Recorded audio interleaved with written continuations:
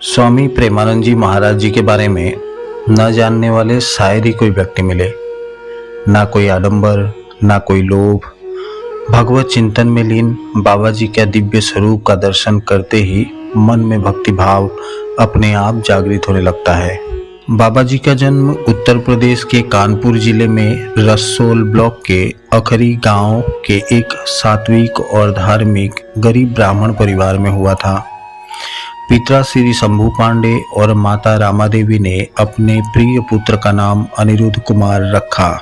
पांडे जी का परिवार आध्यात्मिक विचारधारा के और संत स्वभाव के होने के कारण संत और महात्मा का आगमन प्राय होते रहता था।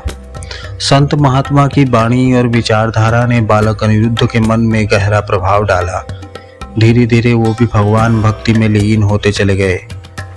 जिनके दादा सन्यासी, पिता विद्वान, माता संस्कारी धार्मिक, ऐसे परिवेश में अनिरुद्ध जी का भगवत भक्ति की ओर आकर्षित होना स्वाभाविक था। घर का माहौल आध्यात्मिक होने की वजह से अनिरुद्ध जी कम उम्र में ही चालीसा पाठ करना शुरू कर दिया था। जब वे 5वीं कक्षा में थे तभी उन्होंने गीता, श्री सुख सागर पढ़ना शुरू कर दिया था। स्कूल में पढ़ाई के दौरान उनके मन में उठे सवालों का जवाब पाने के लिए श्री कृष्ण गोविंद हरे मुरारी का जाप किया करते थे। जब वो 9वीं कक्षा में पढ़ रहे थे तब उन्होंने ईश्वर की खोज करने के लिए आध्यात्मिक जीवन जीने का निश्चय कर लिया था। महाराज जी के मन में अक्सर प्रश्न उठता था कि एक दिन माँ, पिताजी, भाई, बहन सब अपने मर जाएंगे तो मेरा सहारा कौन होगा। कोई ऐसा हो जो हर पल मेरा सहारा बने, अंत तक साथ निभाए। ऐसा तो केवल प्रभु ही हो सकते हैं। बाबा के मन में प्रभु की खोज में बैराग लेने का विचार उत्पन्न हुआ और 13 वर्ष के आयु में एक दिन प्रभु के खोज में गृह त्याग कर दिया। गृह त्याग के बाद महाराज जी को नैष्ठिक ब्रह्मचार्य में दीक्षित किया गया और उनका नाम बदलकर आनंद स्वरूपा ब्रह्मचारी रखा गया। ईश्वर को पाने के लिए कठिन तपस्या की। उसके बाद उन्होंने संन्यास स्वीकार किया।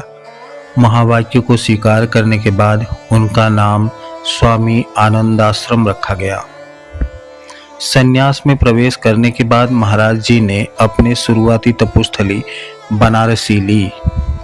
वहां प्रतिदिन गंगा स्नान करते, तुलसी घाट पर एक विशाल पीपल वृक्ष के नीचे माँ गंगा और भगवान शिव का कुछ देर ध्यान करते।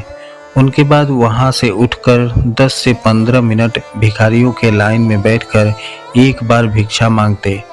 यदि उतने समय में कोई भिक्षा दिया तो ठीक, नहीं तो गंगा जल पीकर भगवान शिव के ध्यान के लिए एकांतवास में 24 घंटे के लिए चले जाते थे। महाराज जी के इस प्रकार के दिनचर्या के कारण कई दिनों तक केवल गंगा जल पीकर ही रहना पड़ता था। शुरुआती दिनों में महाराज जी को ऐसे कई कठिन परिस्थितियों का सामना करना पड़ा था। ऐसे ही समय व्यतीत होता चला गया। एक दिन हर रोज की तरह महाराज जी ध्यान में बैठे थे। मन में अचानक वृंदावन के बारे में ख्याल आने लगा।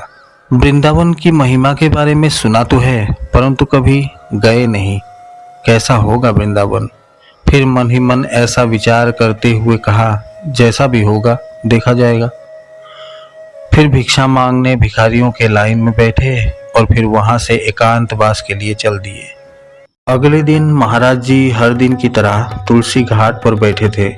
तभी एक अपरिचित संत उनके पास आकर बोले, भाई जी, काशी के अंध विश्वविद्यालय में हनुमान प्रसाद पोद्दार जी का एक धार्मिक कार्यक्रम श्री राम शर्मा आचार्य जी के द्वारा प्रबंध किया गया है। उस आयोजन में दिन में श्री चैतन्य लीला, रात्रि में रास लीला का मंचन किया जाएगा।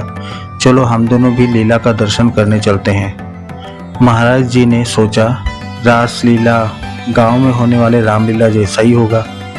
यह सोचकर संत को मना कर दिया। तब संत ने कहा, अरे महात्मा, इस धार्मिक कार्यक्रम को मंचन करने के लिए वृंदावन धाम से कलाकार आए हैं। यह रास लीला पूरे 1 महीने तक चलेगा। चलो दर्शन कर लो, बड़ा आनंद आएगा। महाराज जी ने कहा, आपको दर्शन करना है तो आप जाइए, मुझे इसकी आवश्यकता नहीं है, मैं अपने में व्यस्त हूँ। परंतु संत नहीं माने और वो बोले, सिर्फ एक बार मेरे कहने पे साथ चलो, दोबारा कभी नहीं कहूँगा। महाराज जी ने सोचा, इतने हठ करने की वजह कहीं महादेव की मर्जी तो नहीं। महादेव की इच्छा समझकर महाराज जी संत के साथ लीला देखने चल दिए। चैतन्य लीला का मंचन देखकर महाराज जी को बड़ा आनंद आया। शाम के समय संत के कहने से पहले ही रासलीला देखने पहुंच गए। चैतन्य लीला और रासलीला से महाराज जी इतने प्रभावित हुए कि प्रतिदिन दर्शन का आनंद लिया।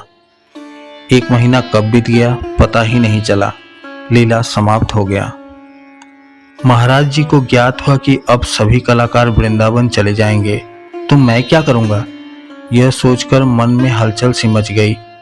महाराज जी सोचे, वृंदावन में यह लीला होता होगा, अगर मैं भी साथ जाऊं तो हमेशा लीला देखने को मिलेगा।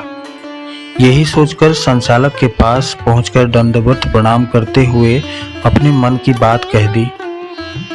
मैं बहुत गरीब हूँ, मेरे पास पैसा नहीं है, आपकी लीला देखने के बदले आपका सेवा करना चाहता हूँ। संचालक महोदय ने बड़े विनम्र भाव से कहा, अरे बाबा, ऐसा संभव नहीं है, पर तुम एक बार वृंदावन आ जाओ, तुम्हें बिहारी जी नहीं छोड़ेंगे। इस वाक्य ने महाराज जी को बदल कर रख दिया। उन्हें अपना गुरु मानकर महाराज जी ने वृंदावन जाने का निश्चय कर लिया। बाबा जी फिर से अपने नित्य कर्म में लग गए, परंतु अब उनकी दिनचर्या में एक नई बात जुड़ गई। मुझे वृंदावन जाना है, मुझे वृंदावन जाना है। कुछ दिन ऐसे ही चलता रहा। एक दिन प्रातःकाल महाराज जी गंगा स्नान करके तुलसी घाट पर ध्यान में बैठे थे। तभी प्रसाद लेकर संकट मोचन मंदिर के बाबा युगल किशोर जी वहां आए और प्रसाद देते हुए कहा, बाबा प्रसाद लो। एकांतवास में रहने के कारण महाराज जी का किसी से कोई परिचय नहीं था। किसी अपरिचित से कोई खाने का सामान लेना उचित नहीं समझकर बाबा जी ने कहा, क्यों ले लूं? युगल किशोर जी बोले, यह संकट मोचन का प्रसाद है, मेरे अंदर आपको प्रसाद देने की प्रेरणा हुई, इसीलिए आपके पास ले आया, ले लीजिए। प्रसाद ग्रहण करने के बाद युगल किशोर जी महाराज जी को अपने कुटिया में चलने का आग्रह करते हैं। महाराज जी मना न करते हुए साथ चलते हैं। महाराज जी ने युगल किशोर जी से वृंदावन का जब उल्लेख किया तो उन्हें ले जाने को तैयार हुए। उस समय बनारस से वृंदावन के लिए रेलगाड़ी नहीं थी। दोनों लोग चित्रकूट आए, वहां से महाराज जी को मथुरा के लिए रेलगाड़ी पकड़ा दी। वृंदावन पहुंचकर यमुना जी में स्नान करके द्वारिकाधीश का दर्शन करने पहुंचते हैं।